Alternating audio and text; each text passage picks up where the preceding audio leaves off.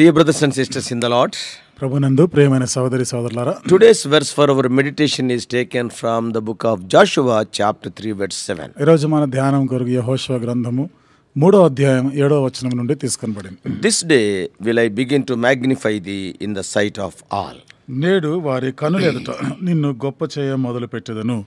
Joshua chapter 3 records the account of Israel's crossing the Jordan river. యెహోషువ గ్రంథం 3వ అధ్యాయంలో ఇశ్రాయేలు ప్రజలు యోర్దాను నదిని దాటుతున్న సంగతులు ఉన్నాయి. And the children of Israel had been led through the wilderness for 40 years by a divine manifestation of a cloud by the day and a pillar of fire by night. ఇశ్రాయేలు ప్రజలు 40 సంవత్సరాలు అరణ్య మార్గంలో దైవికమైనటువంటి నడిపింపులు అనగా రాత్రివేళ మేఘస్తంభము, అగ్నిస్తంభము, అలాగే పగటి వేళ మేఘస్తంభము యొక్క నీడలో వాళ్ళు నడిచారు. And there were perhaps several lakhs of Israelites crossing over the Jordan river. అక్కడ కొన్ని లక్షలాది మంది ఇశ్రాయేలీలు యోర్దాను నదిని దాటుతా ఉన్నారు. They needed to see those who were leading them in order to walk in the right direction. సరి అయినటువంటి ఆ మార్గంలో నడిపించడానికి కొరకైనటువంటి సరైన నాయకులు వారికి అవసరమైంది. They needed to see those people who are going before them to go in the right direction. కాబట్టి అంతకు ముందుగా వెళ్ళిన వారు మరి ఆ సరి అయినటువంటి ఆ మార్గంలో వెళ్ళడానికి వాళ్ళని చూడవలసింది వీళ్ళు. Yeah, so because the Levites will be going in before them. ఎందుకంటే వాళ్ళకు ముందు వెళ్తున్న వారు లేవీయులు వెళ్తా ఉంటారు. Because today there is no cloudy pillar or fiery pillar to guide them. ఎందుకంటే ఈ రోజు వాళ్ళని నడిపించడానికి మేఘస్తంభం గాని అగ్నిస్తంభం గాని లేదు. Therefore Joshua sent the Levites with the ark ahead of them, 2000 cubits.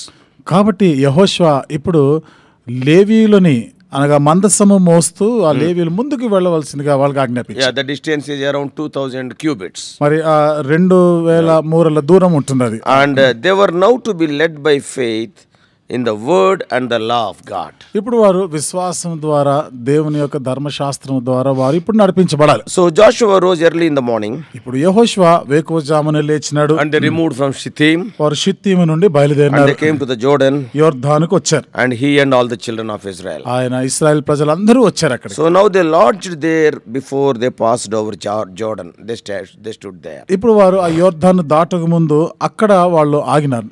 And the people were commanded to follow the ark. ఇక్కడ ప్రజలు ఆ మందస్సమును మీరు వెంబడించాలి, అనుసరించి నడవాలని And the కోరబడ్డారు. Levites were to bear the ark of the covenant before the people. ఈ లేవీలందరూ కూడా ప్రజల ఎదుట దేవుని యొక్క నిబంధన మందస్సమును మోస్తూ నడవాలి. And then he said, sanctify yourselves. అప్పుడు ఆయన అంటాడు, మిమ్మల్ని మీరు పరిశుద్ధపరచుకొనుడి. For tomorrow the Lord will do wonders among you. ఎందుకనగా రేపటి దినాన దేవుడు మీ మధ్యలో అద్భుత కార్యములు చేస్తాడు. Then Joshua spoke to the priests and said, అప్పుడు యెహోషువ యాజకులతో చెప్పినాడు, take the ark of the covenant and pass over before all the people. ఈ నిబంధన మందసాన్ని తీసుకొని ప్రజలందరి మొదట మీరు దాటి వెళ్ళాలి. And they took up the ark of the covenant and went before them. వారు ఆ నిబంధన మందసాన్ని మోసుకుంటూ వారి ముందు సాగిపోయినారు. Then the Lord said unto Joshua, అప్పుడు దేవుడు యెహోషువతో చెప్పినాడు, this day will I begin to magnify thee in the sight of all. నేడు వారి అందరి ఎదుట నిన్ను గొప్ప చేయ మొదలుపెట్టెదను. This is the context for the verse for our meditation today. ఇది నేటి దినము మన ధ్యానం కొరకు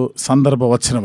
So even as God parted the Red Sea, దేవుడు ఎర్ర సముద్రమును పాయలు చేసినట్లుగానే now God stopped the river Jordan in flood season so that they were able to pass over. ఇప్పుడు యోర్దాను కూడా ప్రవాహముగా పారుతున్నటువంటి ఆ యోర్దానుని ఆపివేసినాడు, తద్వారా ప్రజలందరూ కూడా అది దాటి వెళ్ళలాగిన. Now the interesting thing to note about this is, ఇప్పుడు మనం తెలుసుకోవాల్సిన ఆసక్తికరమైన సంగతి ఏమిటిదంటే, this is very important. ఇది చాలా ప్రాముఖ్యమైనది. When they came to the Red Sea, వారు ఎర్ర సముద్రం దగ్గరికి వచ్చినప్పుడు Moses stretched forth his hand and the Red Sea was parted. మోషే తన చెయ్యి చాచినప్పుడు ఎర్ర సముద్రం రెండుగా పాయలైపోయింది. They went through dry land. వారు ఎండిన నేల మీద నడిచిపోయారు. The way was made dry before them. చూడండి, వాళ్ళ ముందు ఆ మార్గం అంతా కూడా ఎండిపోయింది.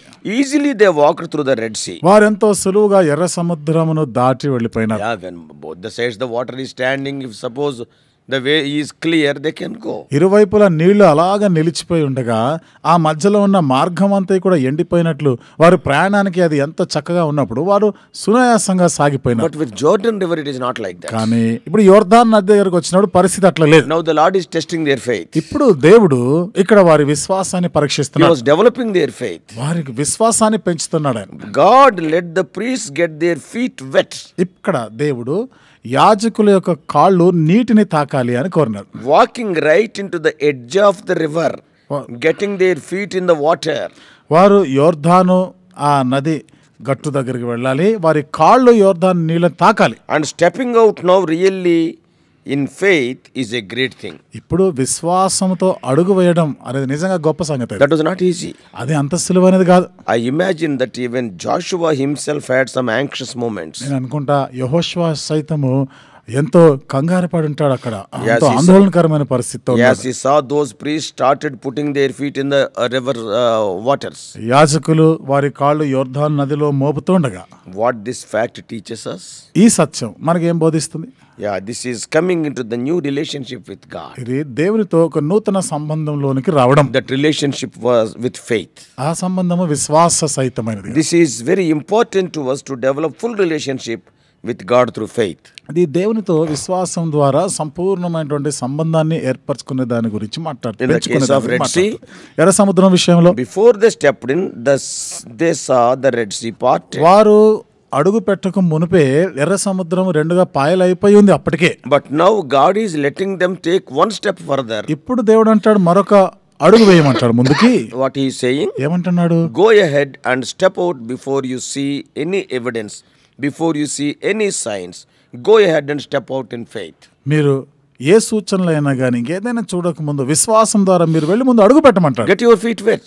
మీ కాళ్ళు తడి కావాలి, తడి అంటాలి మీ కాళ్ళు. Here is a new relationship. ఇక్కడ నూతనమైనటువంటి ఒక సంబంధాన్ని An చూస్తున్నాం. exciting relationship to be sure as they stepped into the water. వారు ఆ నీళ్ళలో అడుగు పెట్టగా నిజంగా ఎంతో పరవశింపజేసేటువంటి ఆ అనుభవాన్ని చూశారు. Then God caused the waters to cease flowing. అప్పుడు దేవుడు ఆ నీళ్లు ప్రవాహాన్ని ఆగిపోయేటట్లు చేసినాడు. Then all the people passed over Jordan River. అప్పుడు ప్రజలందరూ కూడా యోర్దాను నదిలో దాటి వెళ్ళిపోయినారు. By doing this miracle under the leadership of Joshua, యెహోషువ నాయకత్వంలో ఈ అద్భుత కార్యం చేయటం ద్వారా God magnified Joshua in the sight of all. దేవుడు యెహోషువని ప్రజలందరి ఎదుట గొప్ప చేసినాడు. This is the fulfillment of the promise for our meditation today. ఇది నేటి దినం మన ధ్యానం కొరకైనటువంటి వాగ్దానం నెరవేర్పు. This is the initial miracle of Joshua's leadership. ఇది యెహోషువ నాయకత్వంలోని ఆరంభపు అద్భుత కార్యం. And it caused a great moral effect upon the Israelite host. మరి ఇశ్రాయేలు సైన్య సమూహం అంతటి పైన కూడా ఇది ఎంతో మరి నైతికమైనటువంటి ప్రభావం వారి మీద పడింది. Evidently, the pushing back of waters of the Jordan River was to be a sign to the Israelites that God would push back the Canaanites. యోర్దాను నీళ్లు ప్రవాహము ఆపివేయడం, వెనక్కి మళ్లించుట, ఇది కనానీయులందరినీ కూడా ఆయన వెనక్కి మళ్లించేదానికి రుజువుగా చూస్తున్నాం. In Joshua 4:14, యెహోషువ గ్రంథం 4:14 it is written that ఇక్కడ రాయబడిన మాట, on that day the Lord magnified Joshua. ఆ దినమున యెహోవా యెహోషువను గొప్ప చేసెను. Though they faced the swollen river Jordan for 3 days. 3 రోజుల వరకు వారు ఆ యోర్దాను యొక్క నది అనుభవం వారు చూస్తా ఉన్నప్పటికీ, No, the swollen river పొంగుతుంది. ఆ పొంగుతున్నటువంటి ఆ నదిని వాళ్ళు చూసినారు. But on that day they traveled, it parted. కానీ ఆ దినాన్న వాళ్ళు ప్రయాణం చేస్తున్నప్పుడు అది పాయలైపోయింది. And the priest stood still till all Israelites were safely crossed the river. ఇశ్రాయేలీలందరూ కూడా సురక్షితంగా అద్దరికి చేరుకునేంత వరకు యాజకులు అక్కడ లోపల నిలబడే ఉన్నారు. The lessons we learned from today's promise are, నేటి దిన వాగ్దానం నుండి మనం నేర్చుకోగలిగే పాఠాలు ఏమిటి అంటే, God will develop the faith relationship with us step by step. దేవుడు మెట్టు మెట్టున దేవునితో విశ్వాస సహితమైన సంబంధాన్ని పెంచుతూ ఉంటాడు. Next, when God promises something, తర్వాత దేవుడు ఏదైనా మనకు వాగ్దానం He చేసినప్పుడు will surely fulfill it. నిశ్చయంగా ఆయన దాన్ని నెరవేరుస్తాడు. Even by doing a supernatural miracle. సహజాతీతమైనటువంటి ఒక అద్భుత కార్యం చేయటం ద్వారా కూడా చేస్తాడు. The ark with the blood sprinkled mercy seat is a type of Lord Jesus Christ. కరుణాపీఠం మీద రక్తం ప్రోక్షించబడినటువంటి ఆ మందసము యేసుక్రీస్తు ప్రభువాన్ని It సూచిస్తుంది. is the type of our Lord going into the deep waters of death to make a way through them for His people. ఇది మన ప్రభువు మరి ఆ లోపలి జలములు ఆ యొక్క అనుభవం గుండా వెళ్తూ తన ప్రజలకి మార్గాన్ని ఏర్పాటు చేశాడు. And they are the deep waters of death. ఇవి మరణం యొక్క లోతైనటువంటి జలముల అనుభవం He గుండా went in before us మనకి ముందుగా ఆయన వెళ్ళి and He parted it. దానిని ఆయన విభాగించాడు. And He made us a way to go through it. మనకి ఆయన ఒక మార్గాన్ని, ఒక బాటను ఏర్పాటు It చేశాడు. was a dry way. అది ఎండిపోయినటువంటి మార్గం అది. Not a drop of muddy waters left. అక్కడ కనీసం ఒక నీటి చుక్కతో బురద మట్టి కూడా లేదు ఇంకా. That means the power of death is completely gone. అనగా మరణం యొక్క శక్తి పూర్తిగా The తొలగించబడింది. work is accomplished for all the people. ప్రజలందరి కొరకైనటువంటి కార్యం అక్కడ జరిగించబడింది. No one was left behind. ఇంకెవ్వరు కూడా విడిచిపెట్టబడలేదు. This is the power of the blood of Jesus ఇది Christ. యేసు ప్రభు యొక్క రక్తంలో ఉన్న శక్తి. And it is the power in his death, burial and resurrection. ఇది ఆయన యొక్క మరణ, భూస్థాపన, పునరుత్థానంలో శక్తి. Yeah, may God help us to understand these truths and appropriate them in our lives. ఈ సత్యాలను మనం అర్థం చేసుకుంటూ వాటిని మన జీవితాలకి అన్వయింపజేసుకునేలాగా దేవుడు చేయనుగా. Also, as we have seen already, మరి ఇదివరకే మనం చూసినట్లుగా if your faith is based on some miracle, it is still elementary. ఒకవేళ నీ విశ్వాసం అని ఏదైనా అద్భుతాలు చూచుట ద్వారా నీలో విశ్వాసం వస్తుందా, అయితే నువ్వు ఇంకా ప్రాథమికమైన స్థితిలోనే ఉన్నావు. Without a miracle also, if you believe, ఒక అద్భుత కార్యం లేకుండా కూడా నువ్వు విశ్వాసం it ఉంచినట్లయితే speaks of your higher level of faith. ఇది నీ విశ్వాస జీవితంలో ఉన్నత స్థాయికి What వచ్చినట్టు. a truth to learn and to follow. మనం నేర్చుకొని దానిని అనుసరించలాగిన ఎంతటి గొప్ప సత్యం May ఇది. God help us to grow in our faith. మన విశ్వాసంలో ఎదుగులాగన దేవుడు సహాయం May చేయాలి. God bless you. దేవుడు మిమ్మల్ని దీవించును గాక. Let us pray. ప్రార్థన చేసుకుందాం.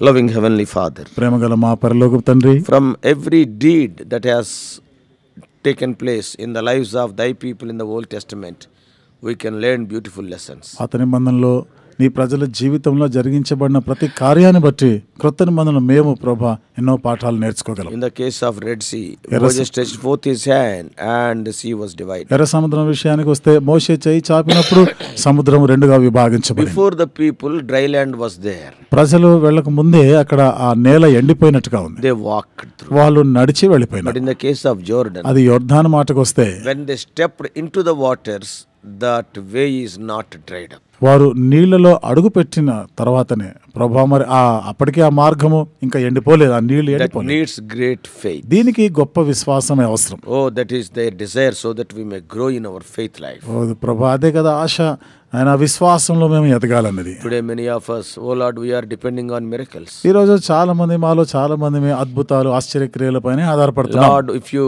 perform a miracle, then slowly we are developing our faith. దేవా, నువ్వు ఏదైనా అద్భుత కార్యం చేస్తే నెమ్మదిగా మేము విశ్వాసం పెంచుకుంటాం. But it is elementary. కానీ ప్రభా, ఇట్టి స్థితి ఇంకా Help us ప్రాథమికమైనది. to believe in thee, whatever may be the situation, oh Lord, whether a miracle is there or not. దేవ, పరిస్థితి ఏదేమైనా కానీ, అద్భుతాలు జరిగినా జరగకపోయినా మీ యందు మేము సంపూర్ణంగా విశ్వాసం ఉంచడానికి సహాయం చేయండి. Speak to us more and more. దేవా, మాతో ఇంకా అధికంగా మాట్లాడండి. In Jesus' precious name we pray. యేసు ప్రభువు అమూల్యమైన నామములో ప్రార్థించి వేడుకుంటున్నాం తండ్రి.